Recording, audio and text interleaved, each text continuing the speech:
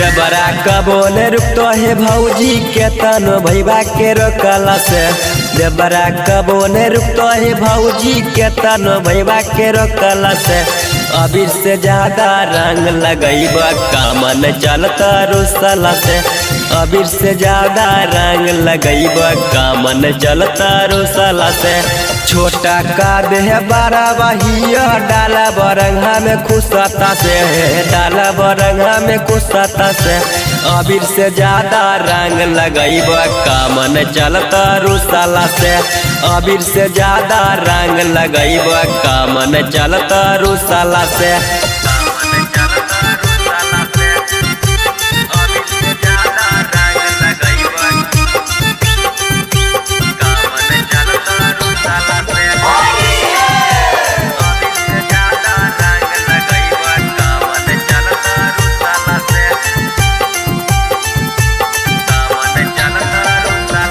धमकी से तोरा है अब की हमें नहीं डेराइब है।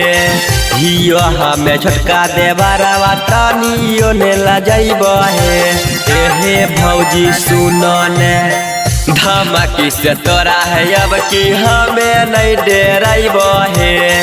हियो हमें छोटका देवरवा सगरे रंग लगाइब है। चाहे हमारा खाइले पड़तई मारे बाबूजी के जूतावा से। चाहे हमारा खाइले पड़तई मारे बाबूजी के जूतावा से। अबीर से ज्यादा रंग लगैब कामन चलता रुसला से। अबीर से ज्यादा रंग लगैब कामन चलता रुसला से।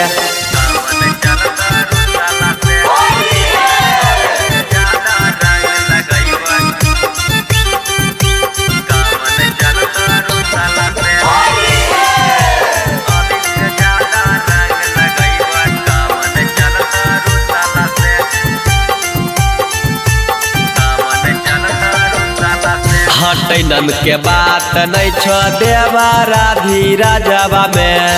राजा नीति से देवरवा आइल छ तोरा घरवा में। हे भौजी सुनो ने हटै नम के बात नहीं छो देवरा धीरा जवा में। राजा नीति से देवरवा आइल छ तोरा घरवा में। सिंटू शंकर ही को खिलाड़ी खेल तो रंग पीछे करवा से।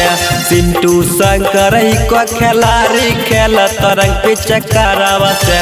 अबीर से ज्यादा रंग लगैता कामन चलता रुसला से। अबीर से ज्यादा रंग लगैता कामन चलता रुसला से।